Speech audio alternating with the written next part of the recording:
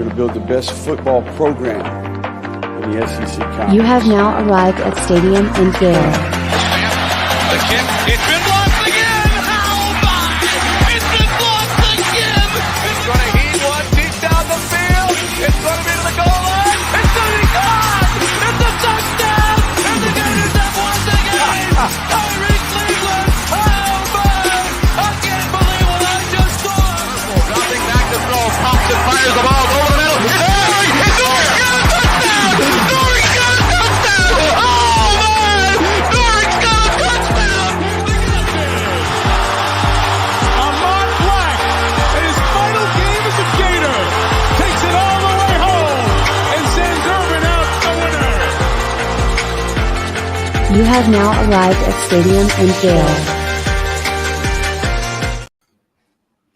Boys and girls, ladies and gents, welcome to another episode of Stadium and Gale. It's your favorite Uncle Silk. It's Dan. And Delatory.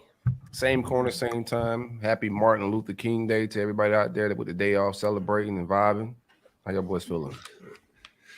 I am a little struggling celebrating my birthday. My birthday's on Friday, but I'll be in the Bahamas.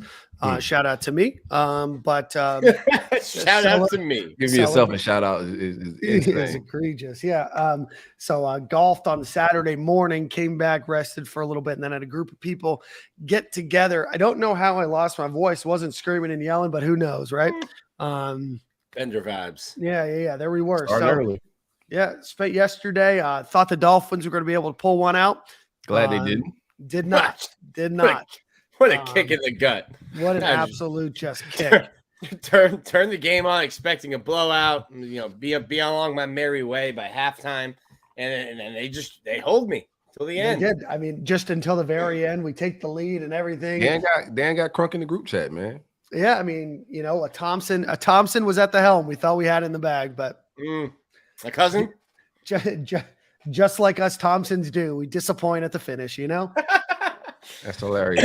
It looked like if you guys had your main quarterback, could have been a thing, man. Shout out to Kaya. Kaya had a beautiful game. Got an interception and the play to end the game. But if you guys had two, it probably could have been something. Yeah, we were missing Mostert too. Just not a completely healthy team going into this game. That's all right. I'll bounce back next year. Maybe we get a good defensive coordinator and figure it out. The Dolphins aren't going away anytime soon. I gotta clear my throat, man. Look at that cup. Duval. So good. Do you think that this is the most exciting thing to happen to Jacksonville since it got founded as a city? Maxwell House. No. Maxwell House. Yeah. I think when Fred Taylor went crazy on the Dolphins, like when he went for and broke playoff records, that probably the most excited we ever been. But this was crazy, man. We broke some historic shit that went down. It was 27-0 at halftime. I passed out. I was in slumps, man. My quarterback was looking like he wasn't gonna figure things out.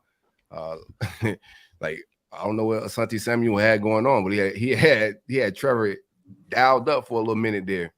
But I went to sleep, woke up to a lot of notifications and texts and calls. I was like, what the hell went down last night? I had to rewatch the game at 3:30 in the morning, man.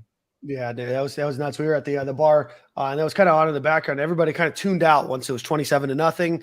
Then all of a sudden, it just started trickling, and then we had to stick around and watch the end of that. So shout out to Jacksonville. I know there's not a lot to write home about on a traditional weekend in Jacksonville. So shout out to them. Who do you guys got next? The band was rocking, man. This guy's Dan just sneak dissing with these backhanded he hate a little bit. Big hating going on, but the bank was rocking. Them boys never on Twitter. We all kind of phased out a little bit, but everybody in the stadium stayed locked in. It was freezing out there. Shout out my man Ryan and everybody else that was out there holding it down, dog. I saw Vari was there. I saw our friend RJ was there.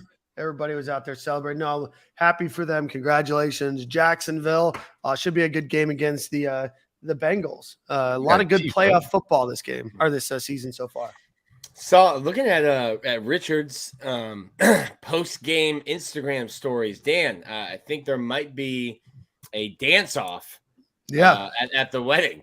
Looks like Richard was showing you how they dance in Duval County. And to me, it sounded like a challenge. Looked a lot like a challenge. Hey, if he wants to square up at the Delatory wedding, I am here for it. I am here for it. The Jags play the Chiefs, not the Bengals, so I like the Chiefs by 50. You like Dan? I like Dan in the dance off, man. Yeah. Okay. Dan gets busy. He's he has a high motor. The Jags will play the Chiefs. This is traditional Jaguars football, just not even knowing who the next Chiefs game about to catch is. these hands, man. What are you talking about? You said the Bengals or something, man. The Chiefs about to catch these hands, bro. No, I think he said the Bengals. Somebody did. Shout out to Hayes Gaming. It is my birthday. That might have been me. Who knows? It's a Monday and a day off. All right. Let's get football, man. NFL's over for you, man. I feel you. It is. All right, boys. Let's get started. As always, shout out to our friend Alan Horn with Alan Horn, State Farm Insurance there in Georgia. If you are in Georgia, Tennessee, Alabama, or Florida, give him a call at 706-629-2888. Again, AlanHornInsurance.com with State Farm. New year, new you, potentially new insurance. 62. Geez. Let me start this over. Alan Horn Insurance, 726-829-2828. No, I got the phone number all wrong here. All wrong here. He's already started the bender, man. I can tell. Yeah, already started that here. Let me start that over. Said it right the first time. We'll get it here in a second. Anyway, boys, so the Gators, I'm losing myself here. Gators land 2 big transfers since we last chatted. Obviously, we chatted about Jaden Rashada on Friday. Had a long episode. If you haven't listened to that, please go check that out. We appreciate everybody that joined with us on Friday afternoon. On last week, on Tuesday, the Gators did grab Baylor offensive line transfer Micah Mezcua, who was looking at Nebraska and Auburn. A lot of people thought that he might be heading to Nebraska. Matt Rule, who had previously recruited him at Baylor, is the new head coach at Nebraska. A lot of people thought that he would be heading there. But ends up committing to the University of Florida. I believe his brother had also committed to Nebraska as well. But again, chose Florida over Nebraska and Auburn. Big get for the Florida Gators on the offensive guard position as they look to replace Ethan White. Gentlemen, your thoughts on Micah Mezcua? Huge. I think he was one of, if not the best interior offensive lineman outside of Osiris Torrance last year. Yep. Huge get. And when you're looking at Florida's offensive line, I mean, you're losing Ethan White, Tarquin, Torrance, Garage, really only bringing back Kingsley Eguakon and Austin Barber. You had to do, you needed some guys. I like the guys they got in their signing class, but to count on a 17-year-old, 18-year-old offensive lineman to come in and play and start and contribute huge minutes and snaps right away is not advisable. So getting a guy like Micah, and then the one we'll get into, I think Florida's doing a really good job reshaping their line. I have some questions about where guys will play, but not about Micah. I think you slide him into either left guard or right guard from day one, and that's a starter right next to Kingsley on either side. Yeah, I think he has some ridiculous stats like Osiris Torrance had, where it was like, I think 1 sack, maybe 3 hurries or touches, something crazy like that in 92 snaps or something wild. We got a guy that could, I think he has 3 years to play. I don't know if he plays all those 3. He's good enough to possibly play 1 and be done, just like Osiris Torrance as well. But you got a guy that's going to, I think, anchor this thing down. It looked different whenever Osiris Torrance was out last year. So I wanted somebody at that guard position that could kind of lead. And he looked good in his Baylor film, getting to the second level and road grade and shit, man. So I'm excited about that. It came out of the blue. I did not expect us to land that kid. You know, I was hoping for the best. Thought like the Matt Rule relationship would win out. His brother's out there as well. He has a brother on the Nebraska team, and also like where we at. You know, a lot of this is predicated on NIL. So I'm thinking like, man, we're in disarray right now. There's no way we're gonna land this kid. And then boom, out of the clear blue sky, we land him. Great get. Yeah, no, really a highly touted player. He had a 78.5 run blocking grade, which was 9th amongst all Power 5 guards in college football last year, let's see, he had 14 big time blocks, which is tied for second among all guards in the country. Are those pancakes or what are big time blocks? Yeah, right behind Osiris Torrens. Yes, that is a big time block. Is let me just get the exact definition for you that I can read. But that has to do. Let me just pull that up. That's where a quality of play allowed them to not avoid a sack or an excellent play that defeated a block and allowed for an impact play. So that's kind of the basics of it. They don't have a super clear crystal definition as I am looking it up right now, but I'll try to find something a little bit better there. But certainly grabbing him, big time player, a guy that has, like you said, Silk, he is last season was his redshirt sophomore year, which would give him 2 years. You add in a COVID year, he technically has 3 years left to play at the University of Florida. So definitely a big get for the Gators. And I do know there's been a lot of shitting on NIL at Florida recently, but I do know that NIL played a significant role in Micah coming in to the University of Florida. So any additional thoughts on Micah before we get to the commitment the Gators got today? You think you know and then you don't know, Nick. Yeah, you think you know someone and then they show their true colors. Right. Shout out to that. Great. I think it was a great gig. Do you think it's because we lost Ethan White at the guard position, upgrade or downgrade, or is a wash? I think Micah's an upgrade. I agree. Yeah, I think Micah is an upgrade. I think that Ethan White is a talented player, and I don't know if you compare them this year, how much of a massive difference they're going to be. I think that Ethan White is certainly a quality offensive lineman. He still doesn't have a home yet, does he, Nick? No, not yet. I was peeping around. Like a lot of people expecting him to end up at USC out there with Tarquin. With Tarquin. I think people are following the follows. There were a lot of USC follows on the Twitter account. They're close as well, though. So I wouldn't. Yes. Yeah. Those are my what did I call them? They looked like a 70s hairband in the spring. Both of them showed up with this always wet, long curly black hair. Yo. We're talking about hair. Talking about hair in your head. There's a long pause between wet and your next word. That's all I'm saying. Oh man. So speaking of which, earlier today is Monday. The Gators announced the addition of Damian George from the University of Alabama, 6'6", 333 pounds, will come in and likely assume that offensive tackle spot that is open. He started against New Mexico State at right tackle, against Arkansas, and against Auburn this past year. So he played in all 12 games this year and started 3 last year. My apologies. Only played in 2 games in 2022. Yeah. My apologies. Read this wrong. Played in 2 games this season against Utah State and Texas. Played in 12 games in 2021, including 3 starts. My apologies. The way that I had written that down, he was originally a 3-star recruit out of North Shore High School in Texas. Highly regarded guy in the transfer portal. But again, Florida definitely needed help with with Michael Tarquin leaving this season, going into this season to have that extra tackle spot. So, gentlemen, a lot of excitement about Damian George. I know the staff was high on him to get him on campus. Had previously looked at a few other schools. Florida came in at the last minute and were able to grab him. But, gentlemen, your thoughts on Damian George? I think he's a little bit better of a pass blocker than a run blocker.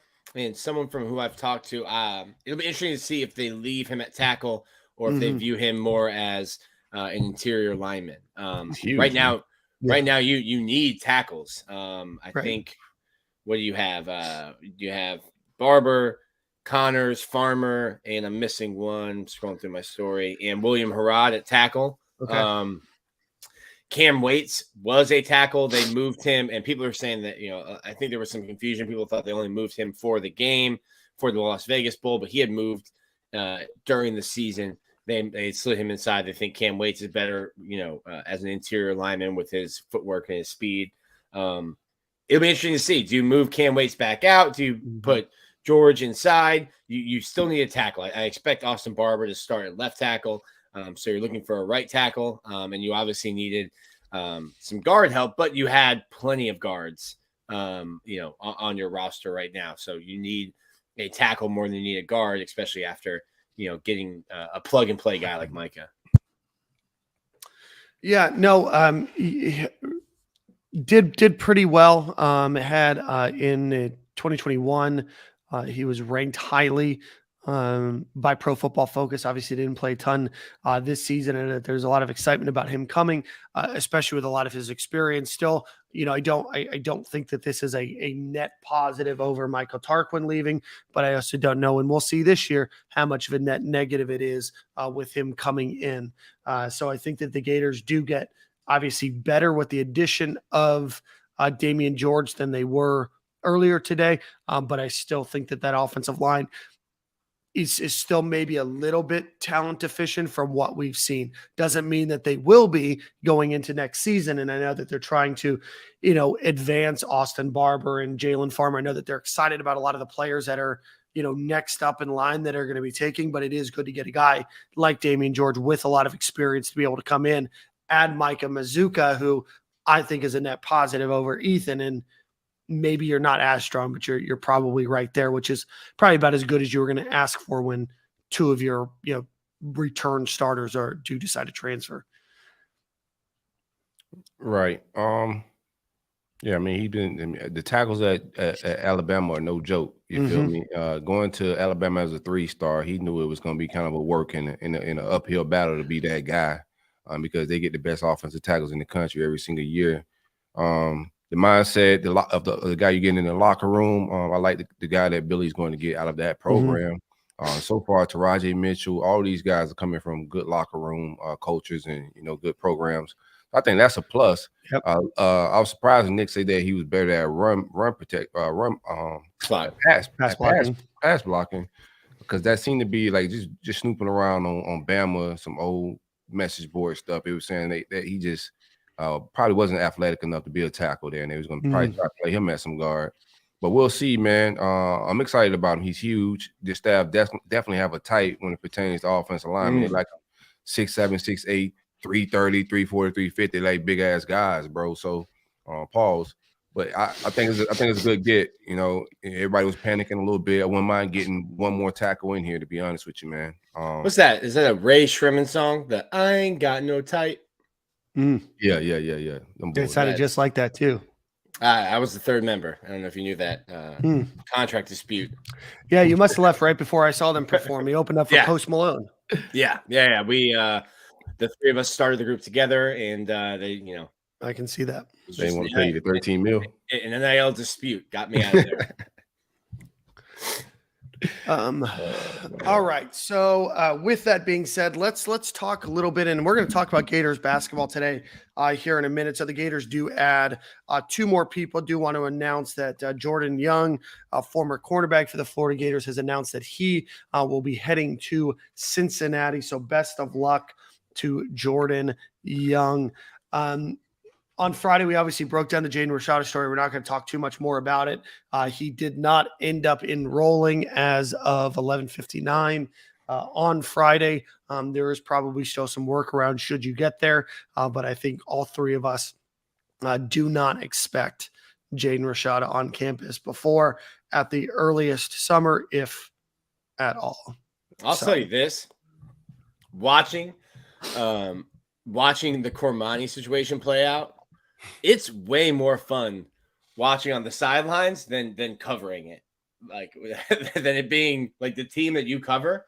I was having a lot better time watching Cormani try to fool everybody and or troll, because like it's it's super easy to post wherever you want to be. To post wherever you want to be. I mean, I posted a picture of a beer at Swamp Head here in Gainesville with Times Square, New York. Like it's easy, to post that picture. And then 24 hours later, all the pictures of him, making snow angels with Dion come out. A lot more fun watching from the sidelines than like covering it and being in it. Do you think it's like ironic or coincidental that both of the two guys that have the shenanigans going on? Well, I'm not saying who had fault on either not direction, but they're at the center of it, and so have both of our collectives been at the center of it when it pertains to Ruiz and all the shenanigans that we got going on. I think a lot of ego pumped both of the points we had in both of these situations. I think ego got us to the point where we are in Kermani's recruitment and where we are in Rashada's recruitment. It was egos, and I think that's from a lot of parties involved. Yeah, I'm curious to see. I know that Cormani McLean said a few weeks ago, not that people that are listening to this probably care, announced that he was going to announce which school he was going to sign with on January 15th. He was making Snow Angels in Boulder on the 15th, but also did not announce where he would be going. So I will say, man. I'm gonna be honest with you, man. I would not. I think the way all that's playing out, it's a way to do everything. And I think it's just not tasteful at all. I think it's tasteless. I think with the transfer portal, I think with the way the college coaches, do move around schools, I think relationships and everything else are far more important. That if you don't want to go somewhere, it's okay. Just don't. Right? Yeah, man, about it, man. Call these coaches. These coaches spend a lot of time and money and resources in building relationships with you. To just piss those relationships out the window to play games like this is just asinine to me, and it could absolutely not work out there in Colorado. You're going out west, northwest, and you may want to come back home to these same programs, man. I don't know if Miami's still dealing with them, but I am, because there's rumors that we backed out and Corey Raymond wanted no parts of it, and I'm proud of that at least, right? Yep. I'm glad that we are not on this side of that story. So before we talk a little bit more football, we do want to talk about the Florida Gators basketball program that is running on 3 big wins in a row, including a big win over Missouri. So we're bringing on the man, the myth, the legend, Graham Hall on here in just a moment. But before we do that, let's give a shout out to our friends over at Alumni Hall. Go visit them, on Archer Road in Gainesville, or go visit them on on alumnihall.com. They have a new fresh supply of new Nike and Jordan dry fit and team issued apparel that you could go check out, including hoodies as well as gymnastics. Gymnastics just came off of a great meet on Friday as well. Nick, I believe you were there. So go check them out.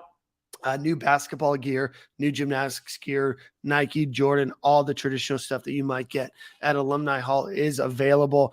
alumnihall.com or Alumni Hall on Archer Road in Gainesville, Florida.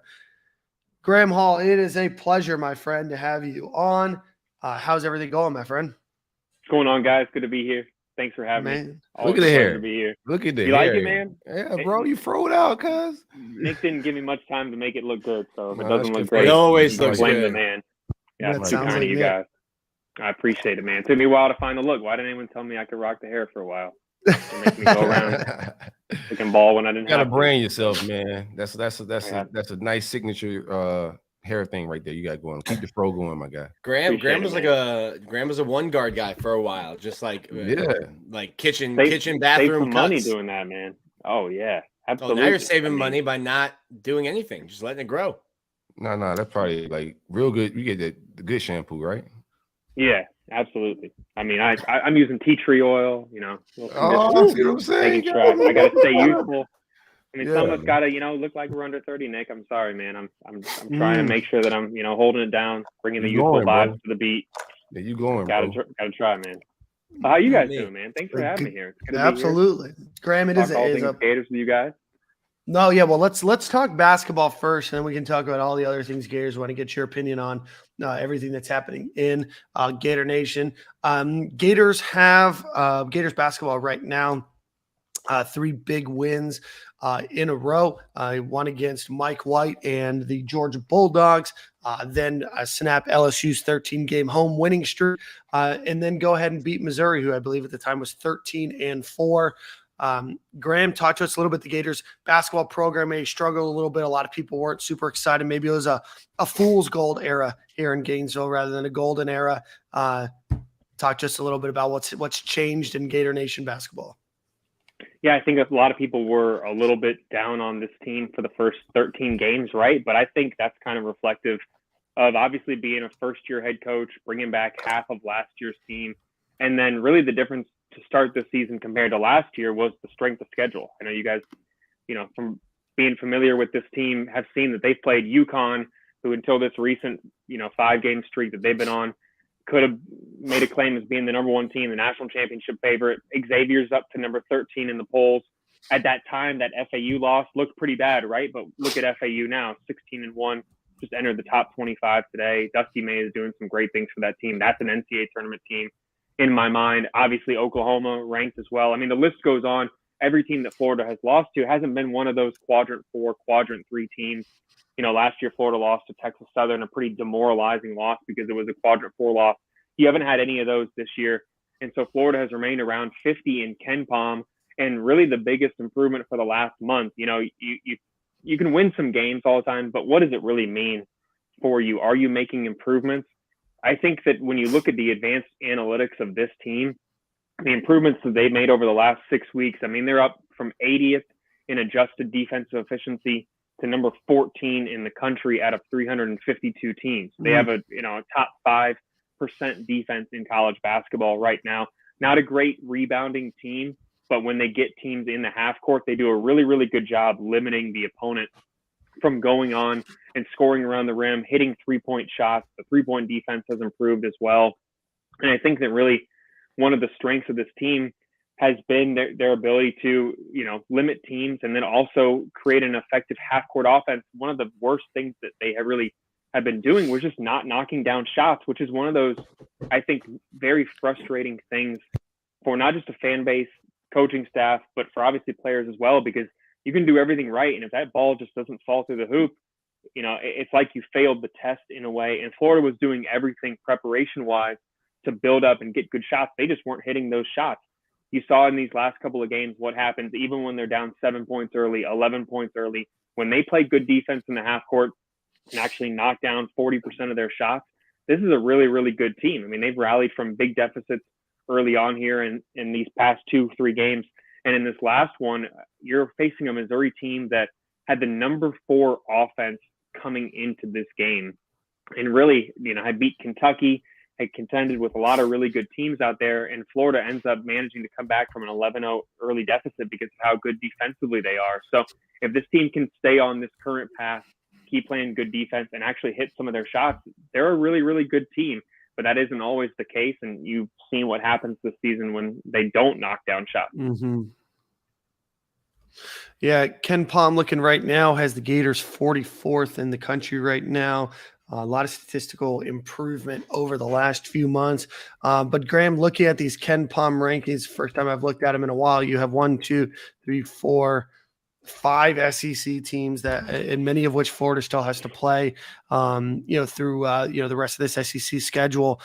How do you think that Florida compares to your Auburns and your Arkansas and your Tennessee and Alabama, those that are in the top, 20, 21 of the Ken Pom rankings, when Florida plays them over the next few weeks?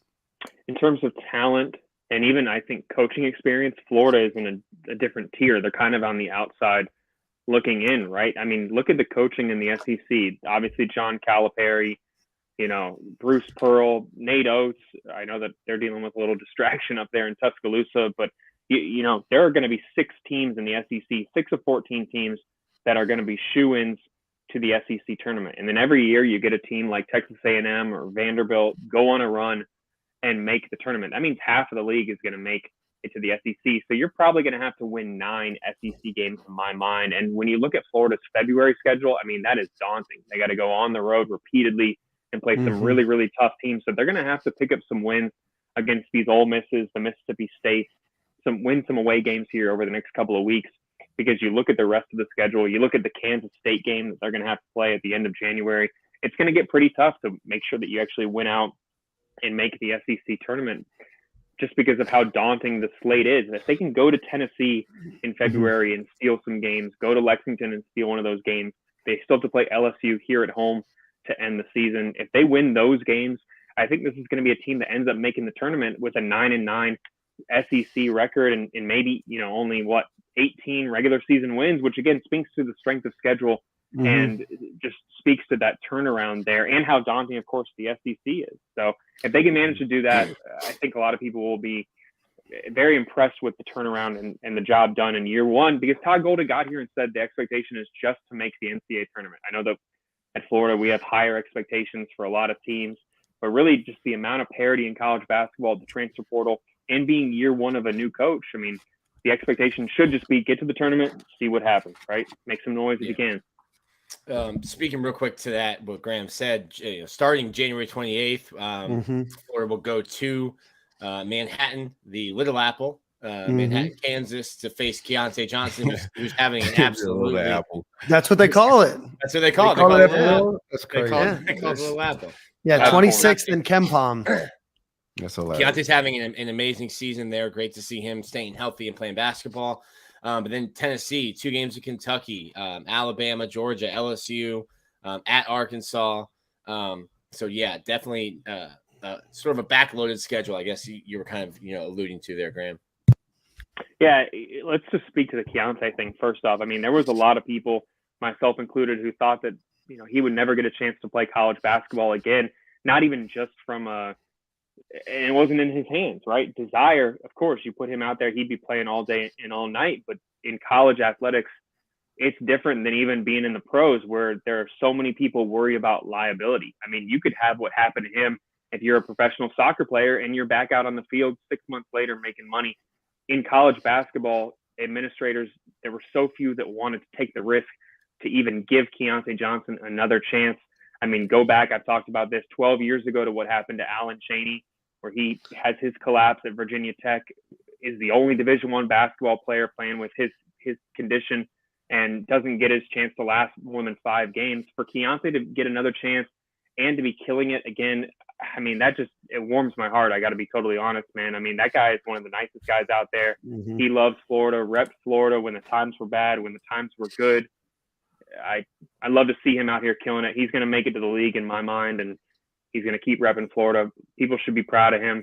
And if he drops 20 on Florida's head at the end of the month, man, that's going to be bittersweet, because there's going to be part of me being like, man, he wouldn't be able to do that. You coming on here with Nick vibes, like you want him to get 20 on this. Nah, it would just be.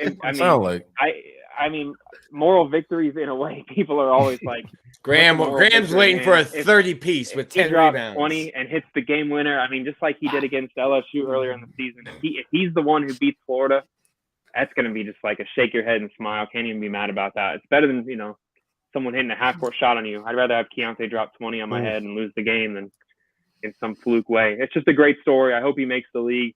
A great matchup. Actually, some intrigue to see that in the SEC Big 12 Challenge. I think that's the SEC Big 12 Challenge is ending, so getting a great storyline to go out on a high note for that one. And it looks like if Florida keeps on right now, they could be ranked heading into that matchup against the Wildcats there if they keep on their current trajectory.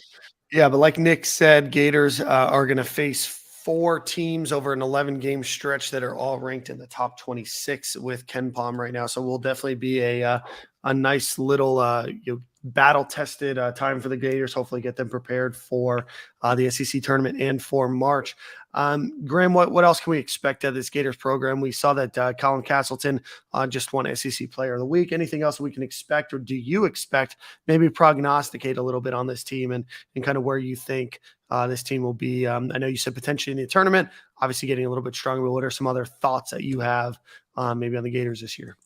Sure. I think that you're looking at a team that really is kind of trimming its rotation down right now. And sometimes people look at that and say, maybe that's an indictment of how the roster was constructed, the rest of the rotation. But right now, this is a team that is using 7, 8 guys. I think you could say 8, but really 7 right now to carry them to victory.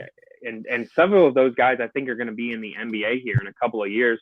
I don't know who has been really following Will Richard. I know that he's kind of a new name for the Gators, but at 6'5", physically developed, great three-point shooter. He's shooting over 42% from 3 right now. Has ability to get to the rim. He's a great cutter. Really, you still have seen him battle through some injuries this season, so I'm not convinced that we've even seen the healthiest, most aggressive Will Richard that we could see to that team. But This is a guy I think is going to be a future NBA wing, and I think down the stretch of the season they're going to rely on him a little bit more. Myron Jones. Let's talk about Myron Jones. I mean, that's a guy who was kind of on the cusp of being a do not play for a time for this team. When his three-point shot wasn't falling, I know that there were some people who kind of saw him as a waste for this team, but he has a high basketball IQ, and what he doesn't do is turn the ball over. I mean, if you watch the first half of that Missouri game, Florida turned the ball over 14 times, and then Trey Bonham sat on the bench for the second half. Myron Jones, it was ugly. It was absolutely ugly. Like and against the Missouri team, they went on an 11-0 run right away. Florida did not look settled whatsoever. They were turning the ball over, committing careless charges. It just did not look good whatsoever. Then you put in a fifth-year guy, a veteran in Myron Jones, who handles the ball, brings it up a little bit slower, ability to beat their, full court press without, getting flustered and throwing the ball away. And you're facing, like I said, a Missouri team who was ranked number 4 in offense coming into that game. If you're turning the ball over, you're going to get ran out pretty quickly against them. So give Myron Jones a lot of credit for the last couple of games. He's a big reason why they've won 3 in a row here. Finding his shot a little bit in the second half, too, of that game. And one more, Riley Kugel, that's a guy who I think I was expecting him to have a little bit better of a season than he actually has had so far. But I keep getting the impression that this is a guy who is going to play in the NBA, maybe sooner rather than later. I wouldn't actually be too surprised if after this year, he's someone who considers going to the NBA. I mean, just has the size. He's quick off the dribble, an aggressive when driving downhill, getting to the rim, and he's a really good on-ball defender. When you combine all of that and his three-point shot, has a really, really nice three-point shot, 19 years old. I mean, I could see him absolutely being a guy who ends up heading to the NBA draft, maybe after this season. If not after this season, I would think definitely after next season. Those guys, Riley Kugel, Myron Jones, Will Richard, they're going to be a big reason why Colin Castleton is, in my opinion, going to make the NCAA tournament in his final college season. I think that without those guys, they're really a much worse team because he has been great around the low block and obviously a great passer, but they need three-point shooting, and all 3 of those guys have the ability to stroke it. So I think that absolutely you're going to see Florida rely on them moving forward here. Look at you, man. You're laughing at me saying stroke like you're a 14-year-old child. We're childish around here for sure. We're childish, man. We're going to change. We're never going to change. Graham, appreciate that. Please don't. Before we get you off the show, good thing I said show as quickly as I did. Before we get you off the show, Graham, obviously a lot's been happening with the Florida Gators football program. We've heard a lot about Jaden Rashada. We've heard a lot about NIL. Kind of give us your expert opinion and kind of your expert view of kind of what you've seen, and give us your thoughts as somebody who's been around the program for a long time. This is nothing like I've ever seen, man. This is just, I hate to say it, uncharted waters. It's just, I don't blame Florida fans for feeling like, why always us? Because the amount of stuff that has just happened, I think, to this program that have been landmark in a way. I mean, I can't even list them all. Really, the last 15 years have just been some craziness here, and I wonder when it's going to stop. I mean, I don't even have to go list them all. You know what I'm talking about. I mean, we've had frying pans, we've had heads, we've had fights over shoes. We've had credit card scandals. Man. I mean, you name it. You name it. I mean, that's before getting into Aaron Hernandez. So, I mean, some craziness about this program is always seems to follow it, man. It seems like nothing shocks me anymore. I'm a little desensitized to it. I see 13 million. I see all those numbers, and I'm like, of course, only here. That's just my reaction now. I kind of hate that. That's just my reaction. But it seems that the only reason it's believable is because it could be here. I don't know if the saga gets wrapped up here in the next couple of weeks. My gut tells me no, that he doesn't end up on campus as an early enrollee. I don't know what the future holds beyond that. I don't think any of us do. We can speculate forever, but a lot is going on behind closed doors that we don't know about. And that also is part of why it's uncharted waters for me. I've said time and time again, we spend hours talking about head coaches and how good of recruiters they are and coaches they are. But the fact is that coaches have never had less power when it comes to getting their guys on campus. And for me, that just makes it a pretty frustrating thing to have this discourse about time and time again, because ultimately we're talking about things that are outside of a head coach's and sometimes an administration's control, because there are so many figures in here that have their hands deep that, frankly, we may not even know about. So it's another wild saga in what has been an incredibly wild saga for the Florida Gators. Guys, I'm going to float this idea to you right now. If you ever want to come together and we all write a book about all the craziness for the last 2 decades, we should do it, man. Make a little money off this. I mean, it's got to be a multiple part book. I mean, at this point, I mean, just the number of things that you can look back from. You know, I attended UF in 2006, and from that group until just now is nuts, right? I mean, I don't think that there's a year where Florida didn't have something wild and crazy kind of happen. Or maybe if it wasn't a year, it was maybe a year that they went 4-8, right? But even that year that they went 4-8 the first time, you could count the number of injuries that they had on, 17 different people's hands, right? And still probably not reach the number of people that got injured, that year. But it's definitely been a crazy time. And it does kind of feel like always us. But maybe that's just because we're always looking at it. It does.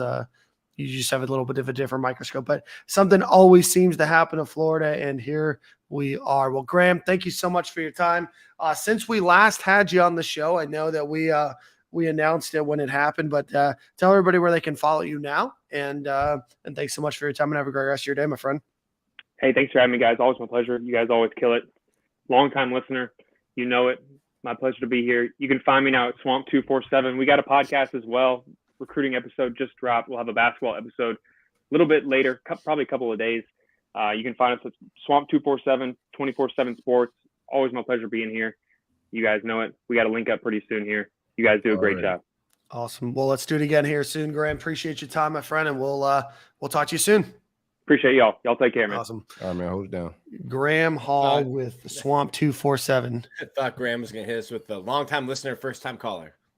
Hey, Graham was on the very first show. Nick, I know you were on the very first show. I think Zach Alvaverdi was on the very first show of Stadium and Gale. Well, I know there's a lot of excitement brewing right now, Nick, so we'll talk about it here in a second. Before we do that, let's give a shout out to our friends over at Home Field Apparel. Go visit homefieldapparel.com. Use promo code Stadium and Gale at checkout. Again, homefieldapparel.com, promo code Stadium and Gale. Best vintage t-shirts on the market. Go check them out in homefieldapparel.com, promo code Stadium and Gale. Nick, I know that we're probably not done in the transfer portal. I know that there's some other names being floated around. It does seem like Florida is going to be getting a running back commit in the maybe not too distant future, hopefully. I know the Gators are still looking to shore up a few other positions as well. But, Nick, the name that everybody wanted to talk about on Friday during the middle of the Jaden Rashada episode was the quarterback from LSU that is transferring, Walker Howard, former 5-star quarterback out of Lafayette, Louisiana. Nick, what's the latest on Walker Howard? Yeah, if you're on Gators Online, we have a very dedicated group of sleuths, investigators that like following Florida's private planes, and there's a plane in Lafayette, Louisiana, home of one Walker Howard this afternoon. Walker hit the transfer portal at LSU, took a visit to Ole Miss over the weekend, took a visit to TCU. Florida has been in contact, is in contact with Howard, and I don't have confirmation, but I don't think Billy is, going home to see relatives on January 16th in Lafayette. The issue with Howard is, are you going to commit to Florida while there's this ongoing will he, won't he enroll NIL deal with Jaden Rashada? I think that's been a holdup, and getting that situation finalized, getting that situation resolved is going to be important when you're looking at landing him. A former high 4-star, he was the number 6 quarterback in the country last year, would be a guy that Florida would obviously take, especially if you're not expecting, which I'm not, Jaden Rashada to enroll at Florida. Looking at Ole Miss as well as, I believe, Auburn. Took visits to 2 of those schools. Listen, TCU. TCU. Oh, TCU, my apologies. If he visits Auburn, then Florida's good, because you had Micah visit Auburn, then commit to Florida. Right. You had Damian George visit Auburn and then commit to Florida. So maybe we need to get Walker Howard to go on a visit to Auburn, maybe Florida's plane can drop him off in Auburn. I mean, just quarterback to Toomer's corner. From who he's facing some guys right now. TCU don't have an OC offensive coordinator. That guy left. But Lane Kiffin is a developer of QBs, and also Hugh Freeze if there's some Auburn interest. So there is smash that like button while y'all here. Everybody smash that like button, show us some love. But those are the guys we are facing if we're in the market and out there for Walker Howard, and we should be, in my opinion, bro. That would save the day. I think he would be just thinking like out of like no bias. We could get both guys. The preferable guy in my mind would be the 5-star that's been on LSU campus for a whole year that could possibly have competed a little bit against SEC talent for a year in the practice. Maybe more suitable for a quarterback competition this fall, and to help us out because that changes your quarterback transfer portal get from just Graham Mertz to Graham Mertz and Walker Howard. So that's just my perspective on it. I don't know if they land him. Everything's been a little wild these days, so I'm not gonna get too excited. I'm just gonna let it all play out. I do know Ole Miss is expecting or waiting on a commit like now. I mean, just reading their message boards. Right. I know that Walker Howard, did visit Ole Miss for all intents and purposes. Good visit. He did visit TCU, which Silk said is without an offensive coordinator right now. What I saw or read was that they were maybe targeting Kendall Briles, formerly of Arkansas, I believe. Most recently to be their offensive coordinator. So that would certainly be interesting. But with Riley, the offensive coordinator at TCU, leaving to go to Clemson, that certainly leaves a little bit to be desired between Kendall Briles, who I know did well at Baylor under his dad, but since then has been a little bit of a mixed bag of success. Not saying that he couldn't be, but certainly does leave some question marks of what you saw TCU national championship qualifier to what TCU could be next year, especially with a lot of the transition happening with a lot of their older players leaving campus. So certainly be on the lookout there at the running back position. The name's been leaked out there a little bit, so we feel a little bit more confident saying that Asa Martin, a name that you maybe remember from 4 years ago, now at Memphis, has been at Miami as well as Auburn before, is currently looking at the University of Florida. I know the Gators feel some bit of confidence there.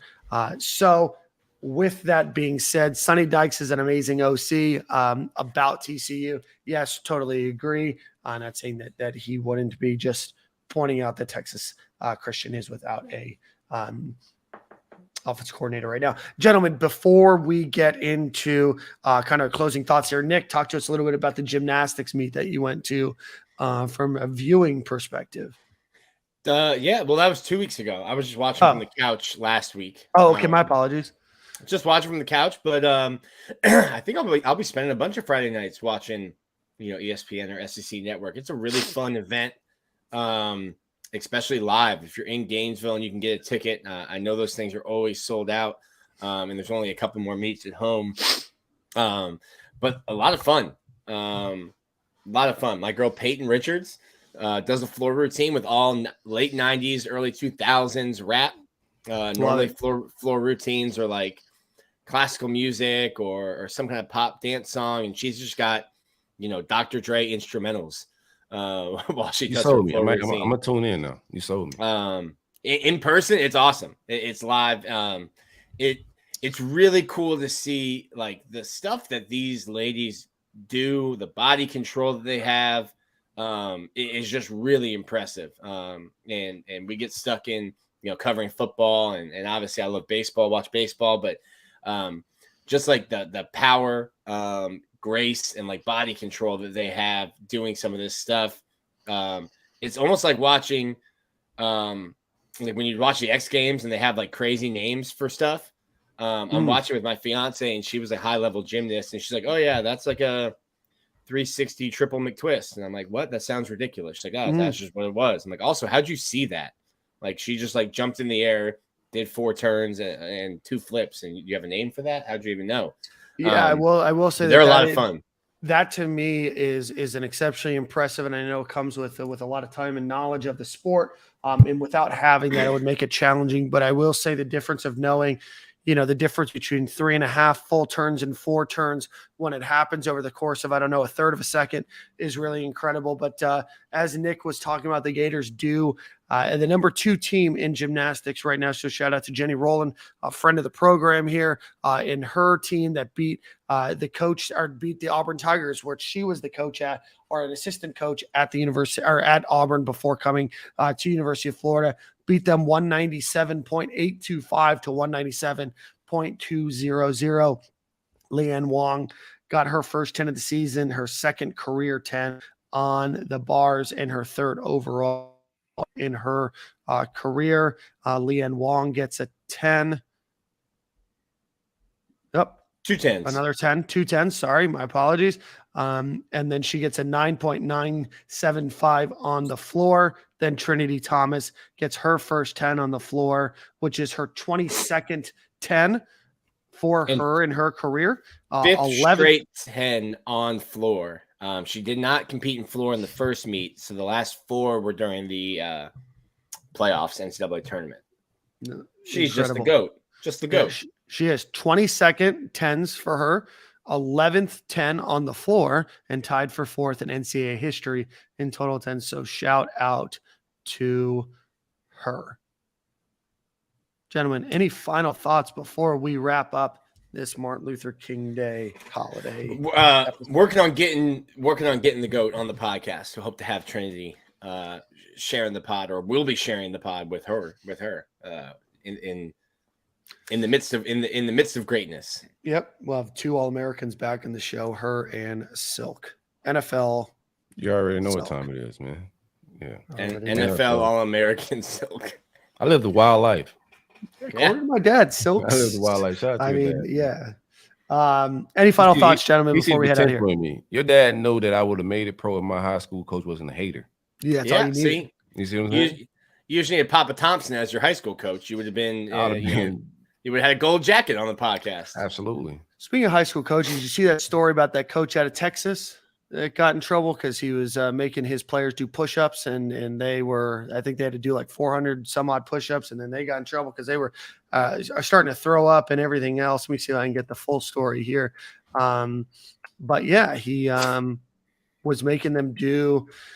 Let's see. He was placed on leave after he said that the players were required to do nearly 400 push-ups, which sent many players to the hospital. I know 3-year Letterman was proud of that accomplishment, but just a wild sounds like a South Florida. So check it out. Pop Warner practice. Don't sound like it's too crazy. Where they at? This was out of Rockwall Heath, which is in Heath, Texas, which is That sounds about Texas though. yeah. Let's find out exactly where Heath, Texas is. World's getting soft, man. You can't even make kids do 400 push-ups anymore. Just 400 push-ups. It's near the Dallas-Fort Worth area. Small, rich area. Anyway, all right, gentlemen.